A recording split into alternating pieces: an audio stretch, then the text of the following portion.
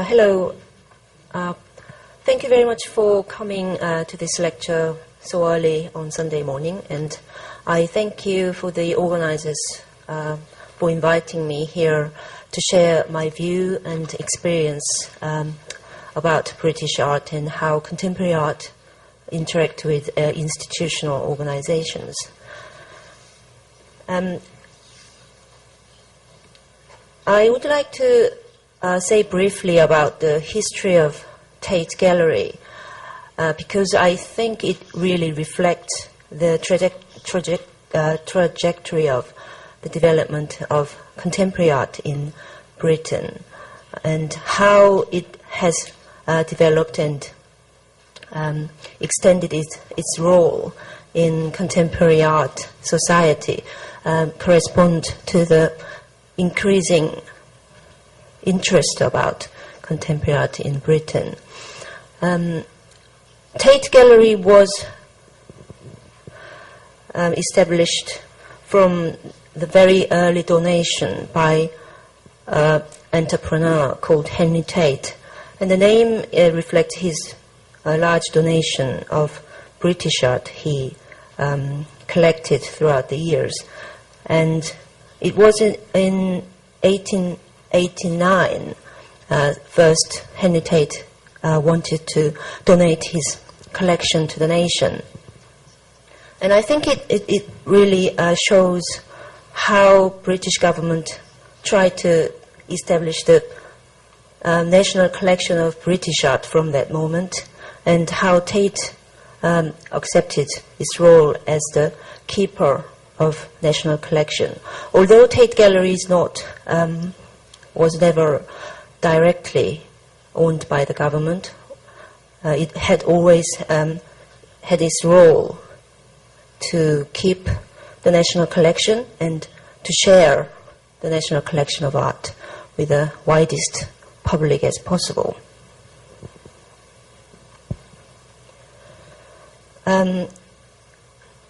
Tate Gallery was always known as Tate Gallery until Tate opened its modern art site in 2000. And from then on, the original Tate Gallery has been known as Tate Britain. And there are 4 Tate sites in the UK today, 2 in London. One is Tate Britain, one Tate Modern, and the other Tate Liverpool and Tate St. Ives. First, the Tate Gallery, the original Tate Gallery, was situated in the Millbank prison site. So it was already there as a building, but we had to do a lot of work to make it as a art gallery. And it still has some original features in the building. You can see how that sort of panopticon prison-like structure has been transformed into something more friendly to show the national collection of paintings and sculptures of the time. Tate Liverpool was opened in 1988, more than 20 years ago, and it was the first sort of franchise of the Tate brand to the other part of the Britain. And the really important role of Tate Liverpool was to share the national collection to the regional audience and to have that kind of more international and more national approach to the sharing of the national collection. So it was always sort of more focused on opening up and widening its audience base. And as you can see in the slide, it's on the Victorian warehouse complex, and the buildings were just warehouses for the port, because the Liverpool was one of the biggest Victorian port cities, and it was another sort of renovation of existing building to the use of new sort of gallery environment. So even nowadays, you can see lots of tourists coming for the actual buildings and to see the Tate collection and special programs, exhibitions, and other educational events. And the third site for Tate family was Tate St. Ives, which is in a very nice Cornish town called St. Ives. And it was always intended to be a very community-friendly place.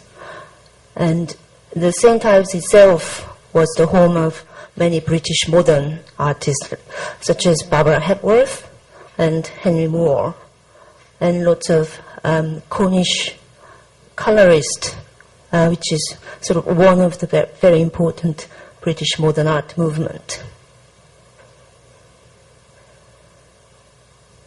And Tate Modern really made Tate status in the international art scene quite radically developed.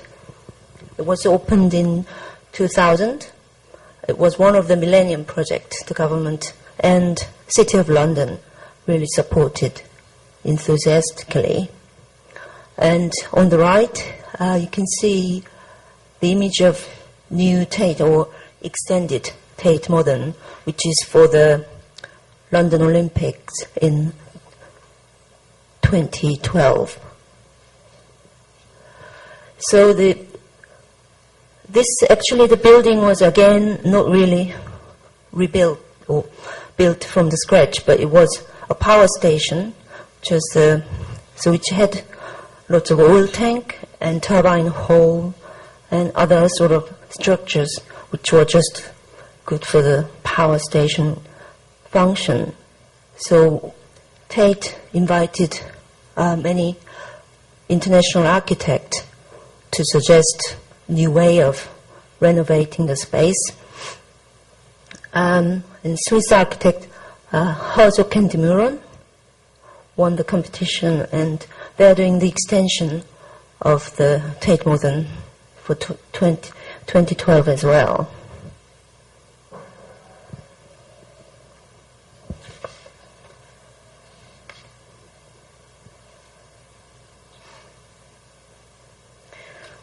When Tate wanted to have another site in the north of the country, it was very obvious that one of the cities we were looking at, the city of Liverpool, was the right location, because it wasn't really the biggest city in the north.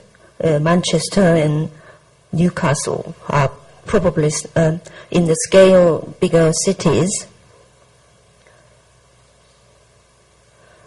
But the potential site of Albert Dock, this Victorian warehouses, seemed to be the right sort of location, and it kind of gave the Tate then director kind of reason to see it as a focal point of the new development of the city.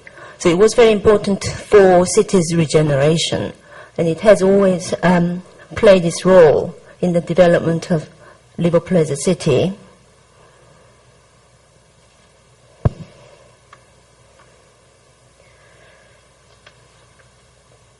So when Liverpool opened Tate's first regional museum in 1988, the Prince Charles, Prince of Wales, opened it, showing his interest in traditional architecture and the regeneration of an old city.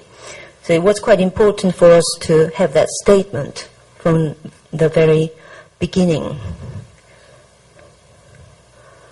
And after a while, the gallery attracted more visitors than we anticipated, so we had to redevelop and extend the existing building.